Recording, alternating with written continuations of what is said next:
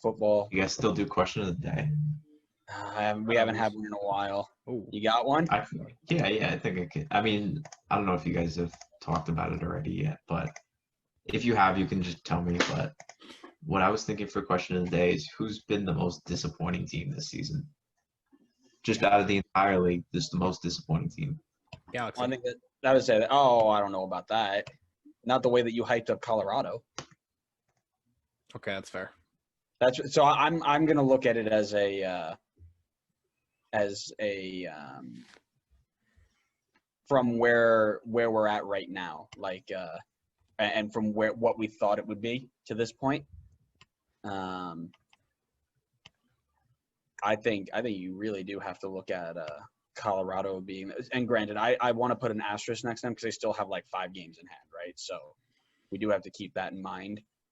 I think there was a lot of hype put on Inter Miami for them to kind of be meh.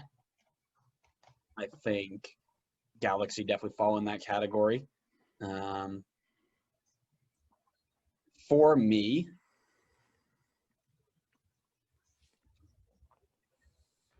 yeah, I'd probably have to go Galaxy just because all the other teams that are underperforming were expected to be where they are. Galaxy were meant to be mid-table, mid-playoff table. Everybody else is kind of where they're meant to be. I'd say Atlanta maybe, but I don't really put that anywhere because of the injury, right? So It has to be the Galaxy. I mean, it does have to be the Galaxy. Now that I look at it, I understand Colorado probably has all around more talent, and like I was obviously the first one to say they were going to finish top 3. Yeah, but at the same time, the Galaxy, you expect the Galaxy to have like these crazy big names that come in and light the league on fire. Mm-hmm. And considering they finished 5th last season with 16 wins and they have 4 right now, granted the season is not like a real season, mm-hmm. but if you spend all the money you spent on Chicharito and Pavone and still can't win games, like that's not a good look. So here's what I'll say. I will say if we come back and Colorado play all their games in hand and they're still like borderline playoff, I might pick them. Okay.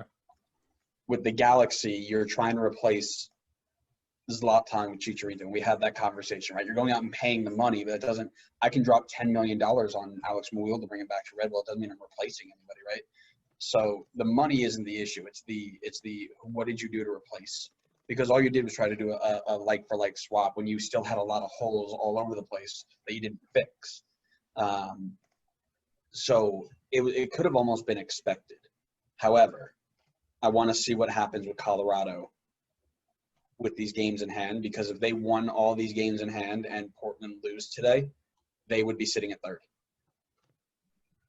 They have 19 points right now. They'd have 28 points. Portland would be on 27. Everybody would have 16 games played. And my prediction would come true. Right. So we don't know where they are yet, and they might still have a really good year. We don't know. And to be fair to everybody else, the Galaxy are the same way. They have 1 game in hand on most people in the top half and 2 games in hand on most people in the bottom half. Right. So if they get those 2 games in hand, they get up to, or let's say 1 game in hand, you can jump up to 10th. You win that second game, you're at 21 points. You are now sitting tied 6th. That's how tight it is in there. So we can say anybody had a disappointing year, but that's a good question, Connor.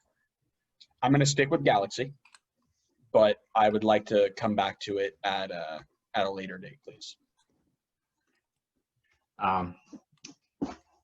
For me, I would say that even though we probably, most people probably didn't rate them to finish like super high in the table to begin with, I feel like DC's been extremely disappointing this year and underwhelming. And like I said, I know people probably didn't have them super high up in the table, but as of right now, they are on pace to finish with less wins and less points than FCC did last year.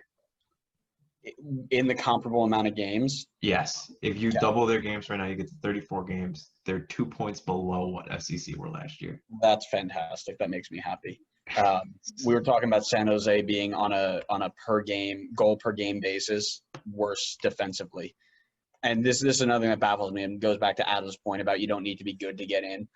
Every team that's in the Western Conference playoff picture right now has like 17 to 20, we'll say 31 with LAFC, 27 with Portland goals against. San Jose have 40 with a minus 16 goal differential, and they're still in the playoff. They're still very well in the playoff picture. Mhm.